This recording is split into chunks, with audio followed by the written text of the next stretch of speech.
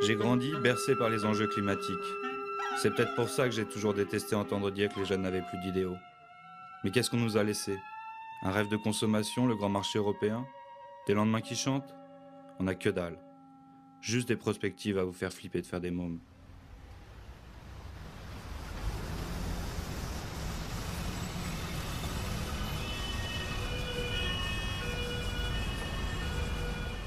Si je prends les tendances d'émissions de gaz à effet de serre, aujourd'hui elles sont de 25 milliards de tonnes d'équivalent CO2 par an. En 2050, si rien ne change, elles seraient de plus de 60. Et pour être conforme au scénario du GIEC, il faudrait qu'elles soient de l'ordre de 13. Donc il faudrait passer de plus de 60 à 13 en 2050. Ça donne la mesure de l'effort qui est à faire, qui est énorme. Claude Mandil a longtemps dirigé l'Agence internationale de l'énergie, dont les analyses font référence. Entre la croissance exponentielle de la consommation et l'effondrement des réserves, l'équation paraît vite insoutenable. L'avenir, bien incertain. Et là, il faut voir que si on se contente d'énergie fossile, le niveau de consommation qui aujourd'hui ne perturbe pas le climat, c'est le niveau de consommation d'un Indien. Donc le développement durable, c'est très simple, c'est l'Indien de l'an 2000. Jean-Marc Jancovici est connu pour son franc-parler. Cela ne plaît pas à certains, mais au moins tout le monde le comprend.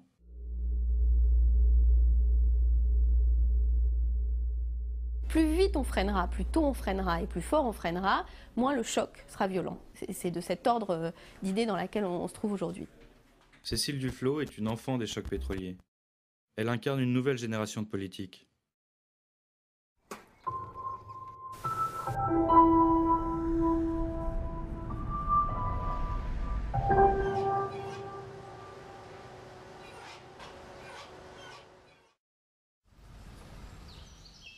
Pourtant, la révolution écologique est sur toutes les lèvres. Les politiques chantent l'avenir durable, les citoyens rêvent en vert. Marchands, banquiers, industriels ont adopté la couleur du temps. Mais cela suffira-t-il à changer le monde qui nous entoure?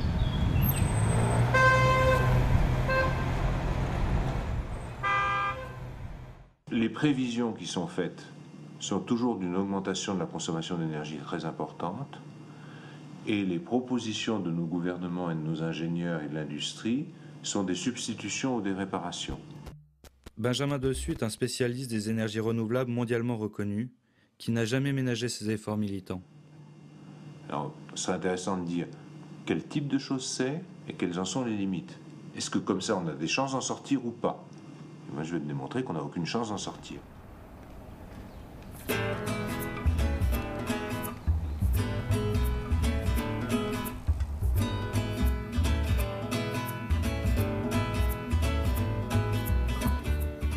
On attend tous que la science, les progrès technologiques nous apportent la solution.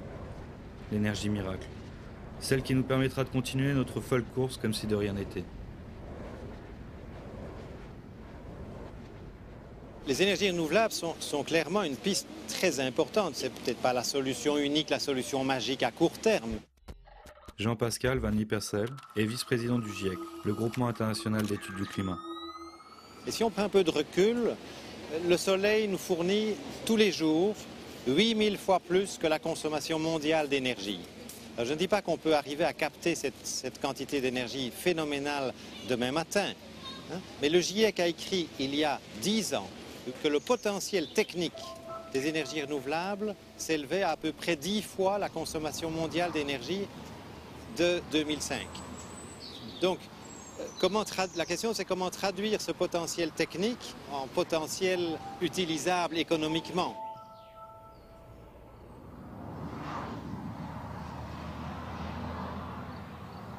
Si on est un tout petit peu brutal, on peut dire que les énergies renouvelables, on ne peut rien en attendre s'il s'agit d'éviter la guerre dans les 30 ans qui viennent.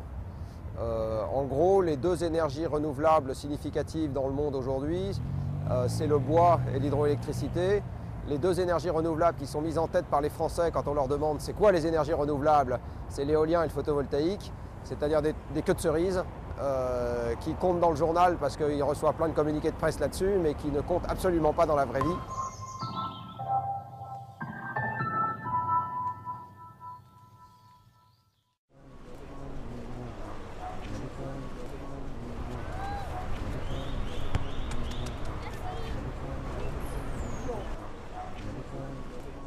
on fait un urbanisme, quand on fait une autoroute, c'est pour 100 ans, 200 ans, 300 ans. Donc on l'a pour très longtemps. Et si on se plante sur cet investissement, on se plante pour très longtemps. Or, ces infrastructures ont une influence absolument majeure sur la façon dont nous consommons notre énergie et sur les quantités d'énergie que nous consommons. Avec 1 kg d'équivalent pétrole, on fait 270 km de TGV et on fait, je crois, 39 ou 40 km de voiture. Avec 1 kg d'équivalent pétrole, on fait 270 ou 280 km de tramway et 18 km de voiture en ville. Il n'y a pas photo, il y a un rapport 10 entre ces deux-là. Donc, c'est tout à fait considérable, d'autant que ça dure très longtemps.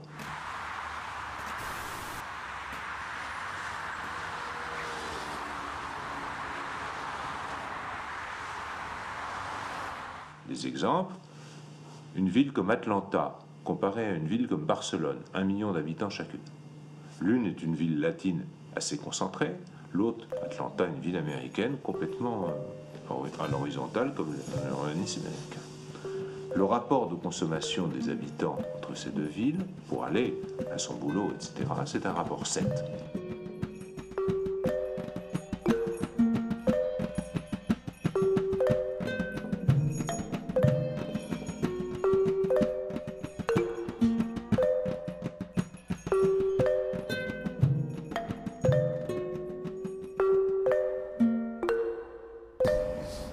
La raison pour laquelle les Européens en général, et peut-être les habitants de Barcelone en particulier, consomment beaucoup moins de carburant automobile que les Américains, c'est que l'urbanisme américain s'est bâti pour l'essentiel dans un monde dans lequel les carburants étaient beaucoup moins chers que les carburants en Europe.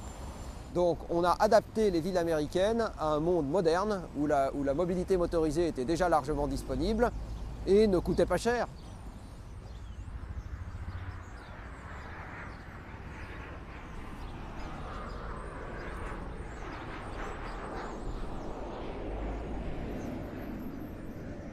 La mobilité, c'est la liberté.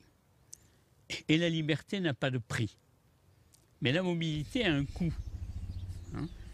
Et si on ne fait pas payer à la mobilité le coût qu'elle induit pour la collectivité, eh bien à ce moment-là, nous encourageons le développement d'une mobilité qui va au-delà de son utilité sociale et économique réelle.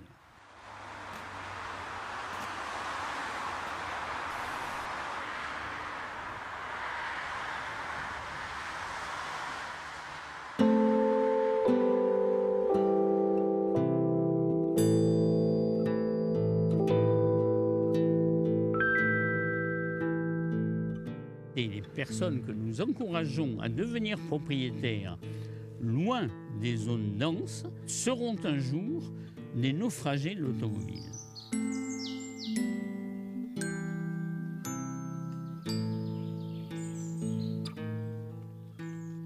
Ils se mettent à l'écart des transports collectifs. Et les transports collectifs ne sont rentables que dans les milieux suffisamment denses, qu'il ne faut jamais oublier. Et quand on s'est mis dans des zones non denses dans lesquelles on ne financera jamais les transports collectifs, eh bien ça, la vie n'est possible que tant qu'on peut avoir une automobile.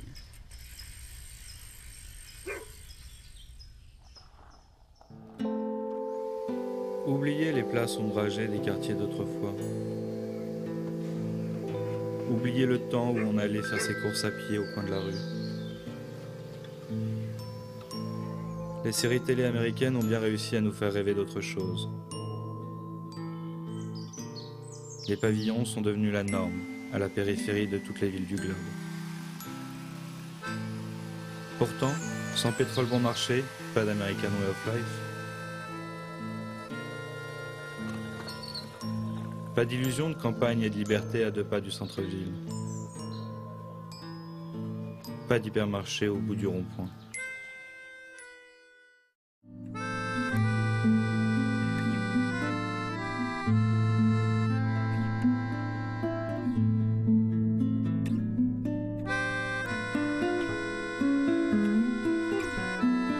Et donc la mondialisation, elle est tout simplement l'enfant naturel, le fruit naturel de la baisse constante du prix de l'énergie qu'on a connu depuis un siècle.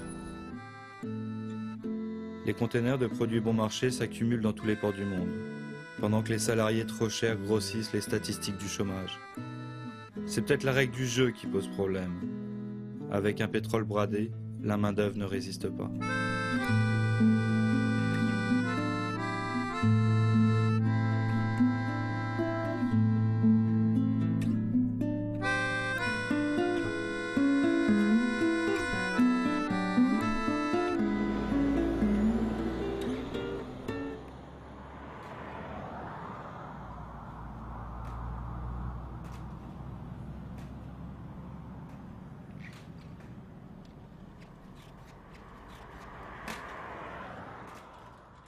Le consommateur travaille avec son portefeuille. Et quand je dis le consommateur, c'est au sens large du terme, c'est aussi bien le particulier que les sociétés de l'industrie. Et ce qui est cher, il va en diminuer la consommation. Et ce qui est bon marché, il va en consommer plus. Jacques de Sellier anime un site internet de vulgarisation des enjeux écologiques. Comment a évolué le prix du pétrole ? Lui que l'on trouve toujours trop cher en faisant son plein.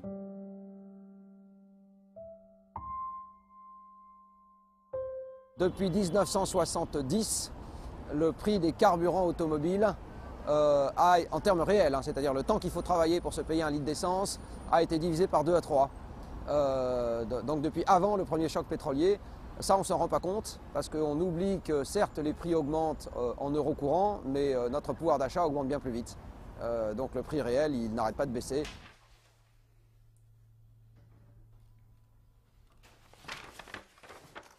Mais qu'est-ce que je paie dans mes factures? Le coût du travail? L'énergie dépensée? Les matières premières? La pollution engendrée?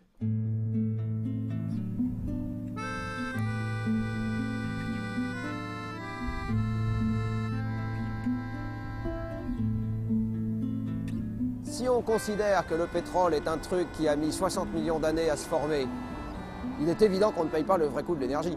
Donc le prix des ressources n'existe pas dans notre système. La nature ne se fait pas payer.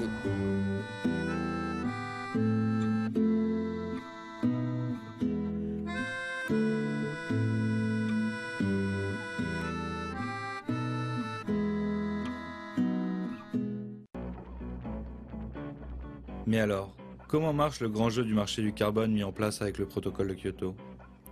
Les pays attribuent à leurs entreprises les plus émettrices de CO2 chaque année un volume de quotas d'émissions. Un marché a été mis en place pour permettre à ces entreprises d'acheter ou de vendre des quotas à d'autres entreprises. Suivant leurs activités et leurs investissements pour réduire leurs émissions, elles pourront ainsi vendre ou acheter sur ce marché des quotas d'émissions. En fin de période, elles doivent restituer autant de quotas qu'elles ont émises de tonnes de CO2. Il y a une série de petits malins, et Dieu sait que le système libéral, le système de nos banquiers sait faire, on dit mais ça on va s'en faire un fromage. On se fiche complètement du CO2, mais on va faire un système de spéculation. J'achète du carbone aujourd'hui qui n'est pas cher, et je le revends demain quand il sera très cher. Je me fiche que ce soit du carbone, des pommes de terre ou de la cocaïne, ce qui m'intéresse c'est la différence de prix. Et on est parti sur ce truc, et on va probablement avoir un jour une crise sur le carbone du genre de celle des subprimes, quand on sera aperçu qu'on a une espèce de bulle de CO2. Bon.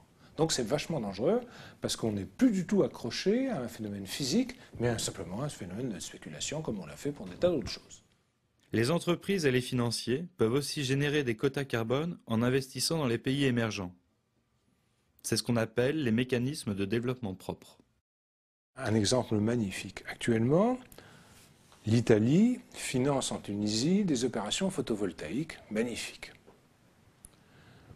Ça lui fait des crédits de CO2 parce qu'elle peut compter chez elle le fait qu'en faisant du photovoltaïque en Tunisie, elle évite que les Tunisiens fassent une centrale à gaz ou fassent je ne sais pas quoi, une centrale à charbon pour se faire de l'électricité. Donc c'est compté positivement en Italie comme une économie de carbone et elle récupère comme ça des économies de carbone. Pendant ce temps-là, les Tunisiens font une centrale à charbon car ils n'ont aucune obligation de réduire leur gaz à effet de serre et exportent l'électricité en Italie. Et tout ça est parfaitement légal et l'Italie cumule les deux avantages de ne pas compter dans l'électricité qu'elle importe, les gaz à effet de serre qui sont produits en Tunisie, et d'autre part, de mettre à son compte ce qui a été fait en Tunisie en photovoltaïque. Ce n'est pas les Italiens que je mets en cause, les Français font pareil. Hein. Bon. Donc c'est complètement pervers. Évidemment, on va pousser les investisseurs à aller dans ces pays. Et bon, il faut dire qu'ils n'avaient déjà pas besoin d'être beaucoup poussés, puisqu'on voit à quel point le coût du travail chinois ou indien intéresse les multinationales. Mais là, on a une incitation supplémentaire. La Chine est entrée dans un âge de consommation d'automobiles. Avec la croissance rapide de l'économie et la demande considérable du marché, la Chine devient un lieu privilégié des investisseurs automobiles du monde entier. À partir du moment où ça coûte beaucoup moins cher de faire de l'acier en Chine, où ça coûte beaucoup moins cher de faire des chaussures en Chine, ou je ne sais pas quoi, c'est là-bas qu'on va dépenser des gaz à effet de serre, probablement plus que si on l'avait fait en France, parce que généralement les technologies sont moins avancées, donc moins économes en énergie. On les importe à travers un bateau qui consomme aussi un petit peu d'énergie, mais ça on ne le voit pas et on ne le compte pas en France, on ne le compte pas en Europe. Donc c'est vachement dangereux. Ces 10 dernières années, on estime que la production qui est réalisée dans les pays en développement et qui est consommée par les pays développés, donc tout ce qui est délocalisé de façon voyante ou cachée, eh bien ça représente 35% des émissions mondiales de gaz à effet de serre.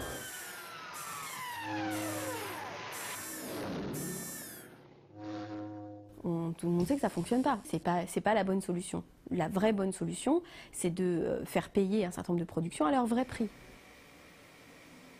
On nous dit, le bonheur c'est le progrès, faites un pas en avant. Et c'est le progrès, mais ce n'est jamais le bonheur. Alors si on faisait un pas de côté, si on essayait autre chose, si on faisait un pas de côté, on verrait ce qu'on ne voit jamais.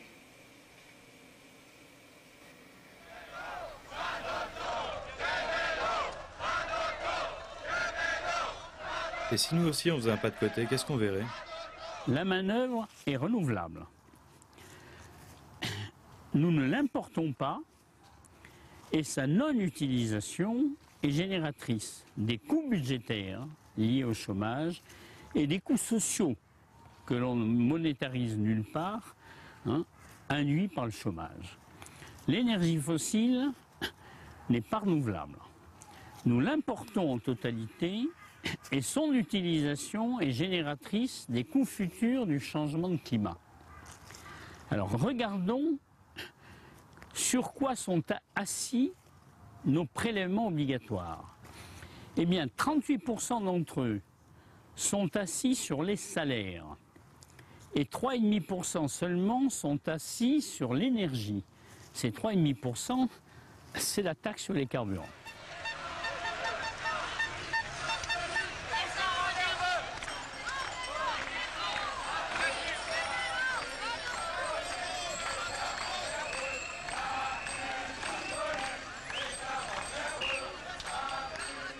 Ce qu'il faut, c'est non pas faire un impôt de plus en créant une taxe sur l'énergie, mais riper progressivement une partie croissante des prélèvements obligatoires assis aujourd'hui sur les salaires, les riper vers un impôt assis sur l'énergie, et de cette façon-là, nous cesserons d'inciter au chômage par l'impôt sur les salaires et nous encouragerons à économiser l'énergie. Voilà.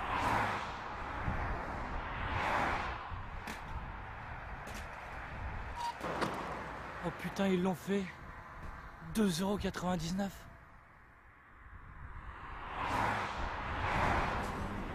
Qu'est-ce que vous faites? Révolution.